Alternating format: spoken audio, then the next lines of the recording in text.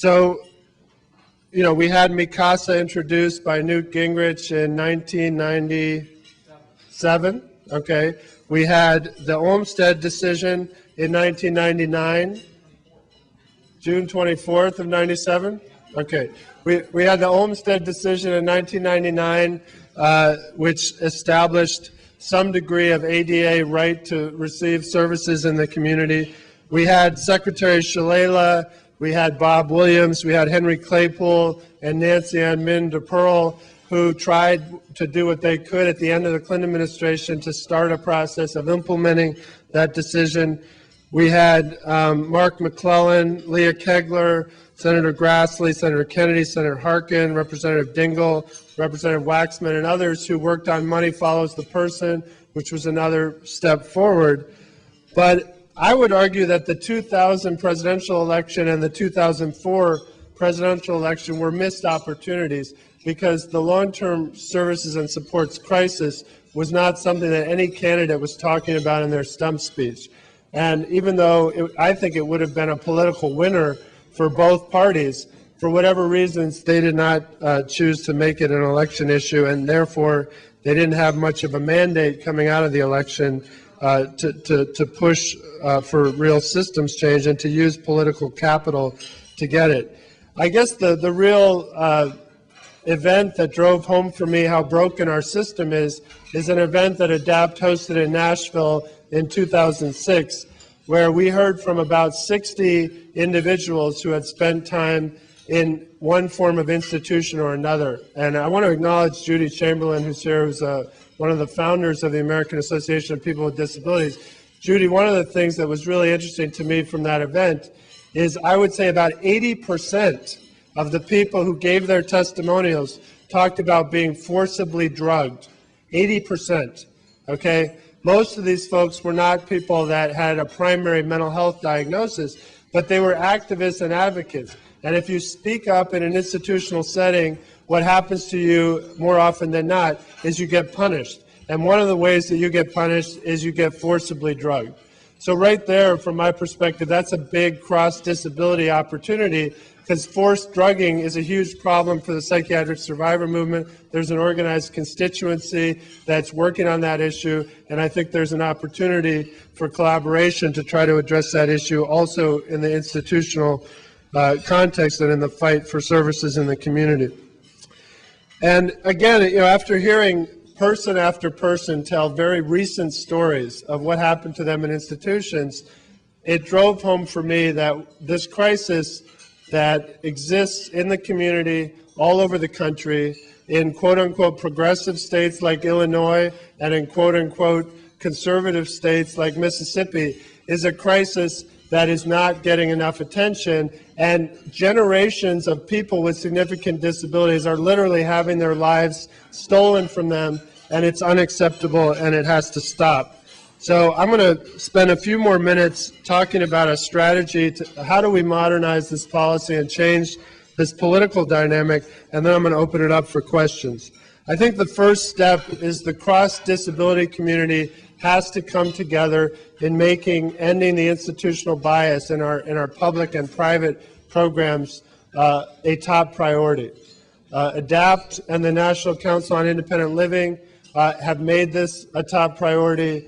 I would argue that most of the other cross-disability organizations have not made ending the institutional bias a top priority, and that's a problem, and it's something that needs to be addressed. And I think one way to address it is to start with the organizations that are disability controlled.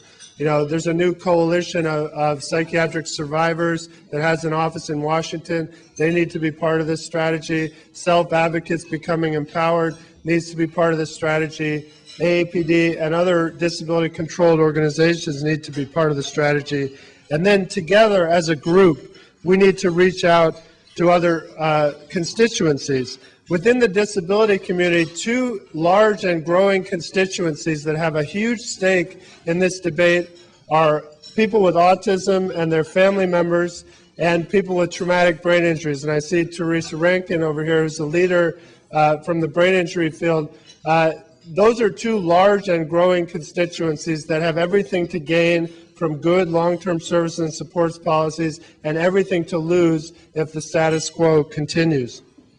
Other groups that I think we can reach out to, and I know ADAPT is doing a lot of this, and NICL and APD, but we can be doing more of it, is reaching out to civil rights groups like the Leadership Conference on Civil Rights. This is fundamentally a civil rights issue. A lot of the folks who are the most at risk of having their lives stolen are people of color and poor people. And this is an issue that can be very much framed also as a women's issue, because most of the people providing care, both as a paid care provider and as an unpaid care provider, are women. I know you've heard presentations on that. We need to reach out to labor, who can be our friend, but historically hasn't always been there. It has actually been an opponent to the extent that they wanted their workers who are in the institutions to continue to get their benefits, and were afraid that they would lose them if the institutions were closed down. We need to reach out to seniors groups, and I know ADAPT had a good meeting with AARP, but we need to reach out to the National Council on Aging, National Association for Home Care, and lots of other seniors groups. We need to reach out to veterans. We've got a lot of returning veterans with disabilities like traumatic brain injuries who are going to need an effective, functional long-term services and support system, and it doesn't exist. And we need to make sure that we're telling that story as part of the attention that's being paid to some of the problems with returning veterans. And finally, I think it's essential that we reach out to governors and presidential candidates, and I would emphasize the need for us to reach out to Republican governors and Republican presidential candidates, because from my perspective, if the Republicans are showing a lot of leadership on this issue, we can embarrass the Democrats into showing more leadership on this issue. Now, you could say that the reverse is true.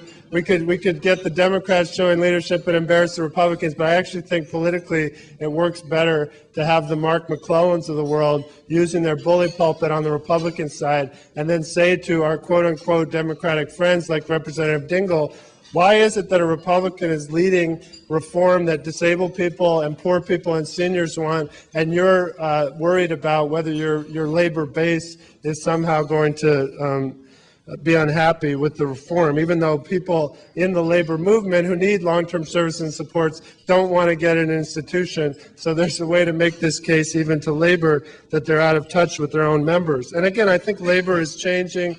SEIU is reaching out a lot. Other groups are reaching out. And I think I was actually impressed that the AFL-CIO and AFSCME, which is the union that's been historically the most hostile to reversing the institutional bias, they signed on to a statement of solidarity that NICL and AAPD did in 2005 that called for reversing the institutional bias. So I think labor is changing, and I think we are making some progress there. The last thing I would say is I think it's critical as part of this strategy that we be open to things like the CLASS Act, the Community Living Attendance Services and Supports Act, and other creative solutions, recognizing that Medicaid is on a trajectory where it is less and less popular. A lot of people are arguing that Medicaid over the long haul is not sustainable. So we have to come up with a long-term service and support strategy that is not hitching our wagon to a program that may not be around in 20 years. That doesn't mean that there aren't good things in Medicaid that need to be preserved, but one of the problems with Medicaid is that people get dumped into Medicaid. We're not spreading the costs of long-term services and supports across the population, and I think there are other models like the CLASS Act that can take some pressure off of Medicaid as the answer.